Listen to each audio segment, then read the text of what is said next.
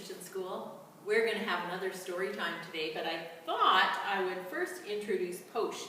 He actually, some of you saw him sneaking across the last time I had a story to tell you. But today he's sitting here with me in a barn, actually. And I'm going to tell you a story from the barn. This is our barn on Swallowfield. It's a very light, you can see the lights coming through, it's a very light barn. And we built this barn over the last 4 years. It actually took about 2 years to build. And my son designed it, and my husband and my son built it, most of it together. But the amazing thing about this barn is that we also had a few days, about 4 days over the course of that time, where a whole group of people came out to help. Friends, some neighbors, children, adults, and they all helped to put this barn together. And especially things like, you can see the trusses, they're huge, and it took a lot of people and a lot of help to do this all together. Anyway, this barn is a very new barn, but there are times when I think about this barn and I think, I hope this barn is here for a long, long time, maybe even 100 years. We lived on another place in Langley that had a 100-year-old barn, and that barn actually it had to be taken down because a subdivision went in. And we always felt really bad about that. So when we built this barn, it was kind of like saying, we're really sorry and sad that that barn came down, but maybe this will be a barn that lasts for a long time. Well, for my birthday, one of my sons and his wife, Asher and Kristen, they gave me this book, and it's the perfect book for my birthday. It's called The 100-Year Barn. It's by Patricia MacLachlan, and some of you will remember her. She actually wrote Sarah Plain and Tall and Kenard Pack, and we have more and more stories illustrated by Kenard Pack too. He's a young illustrator. He's a young illustrator. Patricia MacLachlan, she's in her 80s, and she has written so many stories. I love this new story, The 100-Year Barn. And I'm going to read it to you. The 100-Year Barn was built one summer in our meadow with a small stream running through it. It was built by townspeople, fathers and daughters, mothers and sons, grandmothers and grandfathers, and friends. I was only 5 years old, and I held my mother's hand and watched. "See, Jack, the horses are working hard," said my mother. I watched the horses pull wagons of brush away. The builders cleared the land to lay a foundation of gray stone. Day after day, our friends built wooden frames, leaving spaces for windows that my father would admire when the light fell across his butterscotch floors. They raised the frames side after side, up, and climbed tall ladders to bolt them tightly to the chestnut beams. The sun rose hot. The cows, horses, and sheep ate grass under the shade trees and watched too. Sometimes we played by the meadow stream, jumping over it and laughing. One day, my friend Martha fell in, which made us laugh more. It wasn't so deep, so we all got in the stream and sat down with her. My father lost his wedding ring, a plain gold band. Everyone looked for it. I was the smallest, and I found it in the grass.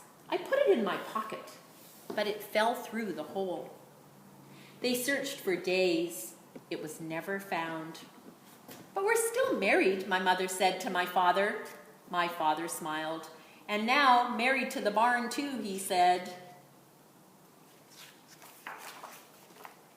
When I walked into the meadow with my older cousin Emma, she pointed to the meadow's edge. A red fox sat there, half hidden by the tall grasses.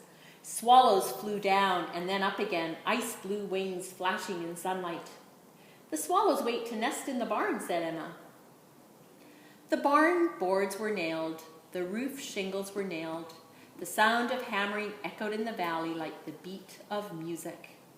After many days, when the building was done, Emma climbed a ladder and placed a pine bough at the peak. Everyone cheered. And this is a tradition with farm building, that you put a tree or a twig, something on the peak. And so when this barn was built, we actually put there was a little tree, like a little Christmas tree, that we put at the peak, and it stayed there for quite some time. And there is the barn.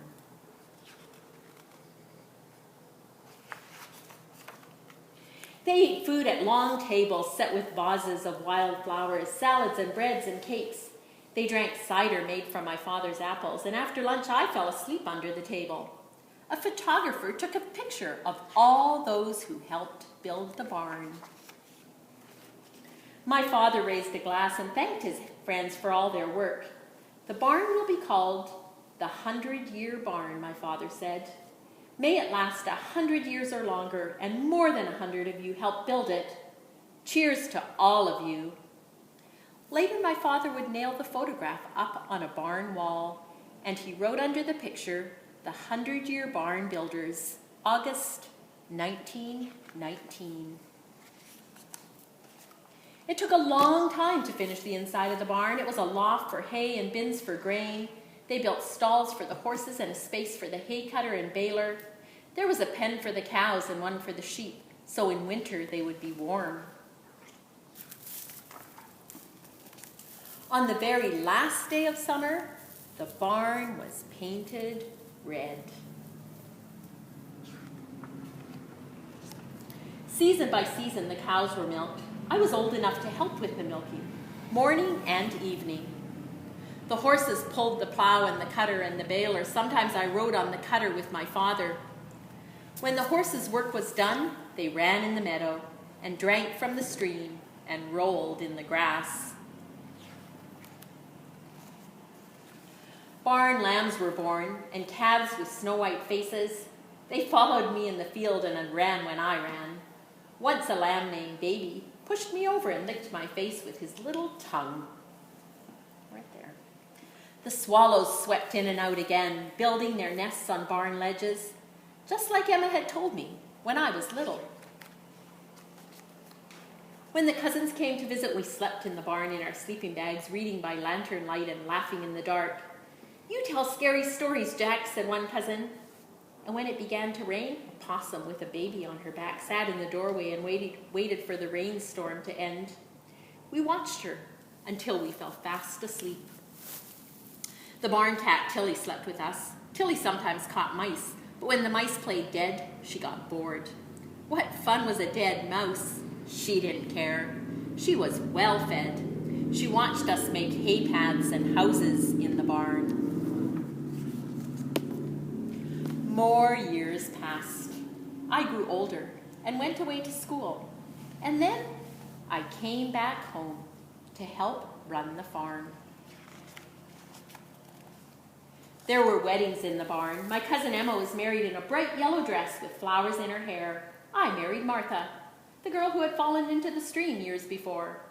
There were birthdays and Canada days, and babies were born, and new children played in the barn, making hay houses, and sometimes they slept in the sleeping bags, reading by lantern light and whispering in the dark. The mice and barn rats watched them, and when the children slept, the mice crept up to eat crumbs of cookies and cake. And above them, a barn owl, high in the rafters, watched the children sleep and the scurrying of mice. More time passed. Tilly's kittens and Tilly's grandkittens played in the hay and slept in the sun. Chickens strutted in and out of the barn like colorful queens pecking at grain. Joe, our dog, watched them. Some nights, Joe howled at the moon, a soulful sound, and the barn owl and her owlets looked down from the high rafters. And in winter, winds sometimes shook the roof shingles, and sometimes tree branches hit the windows and broke the glass. But the sheep and the cows and the horses were warm in winter, out of the snow and the wind and the cold. But when the spring came, we would replace the shingles and the window glass, and when it was warm and the barn looked worn, we would paint it red again. It was as beautiful as the day it was built. "My father called you the 100-Year Barn," I said one evening, "because you will stand for 100 years or more." It was a moonlit night, and I picked up the broom to sweep the floor. Joe walked in with me, sniffing at something lying on the barn floor. "What is it, Joe?" I asked. I looked down, and I picked up a nest made of sweet grass and the fur of animals. It had fallen from the rafters, and the moonlight shone on something small in the nest. Something round, something gold, something I had lost many years ago. It was my father's wedding ring.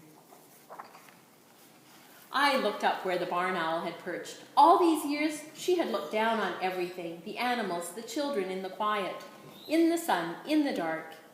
Maybe she saw something from long ago, safe for all these years in the barn. I put the ring on my finger, and I swept the floor smiling. And before I left the barn to sleep, I hung the wedding ring on a hook beneath my father's photograph of the 100-year barn. And that is the story of the 100-year barn. I love that story, and I love that there's always new stories that we can find that we can read together and really enjoy, and then make us think. So this story made me think of a few things, but the one thing it made me think of was the red barn across from Langley Christian School. And I want you to think about that beautiful barn for a minute. We all drive by it every single day. We see it when we drive out of the school driveway. But we don't always think about all the stories that are in that barn, because I'm sure when I look at the way that barn is built, it's probably almost 100 years old. So I want you to think about that barn, but maybe you could also think about something that you might have in your house that's 100 years old. Maybe another building that's somewhere close to where you live. So maybe this week, as a writing assignment or a drawing thing, depending on if your teacher asks you to write in your journal, you can write or draw something that you have thought about that's almost 100 years old, that seems really, really old to you. And just like last week, or the last few weeks, I would love to see what you've done, because you have already done amazing things by doing schooling from at home. So this is a brand new book that I really, really thought is pretty neat. And we'll see what story we read to you next week again. I feel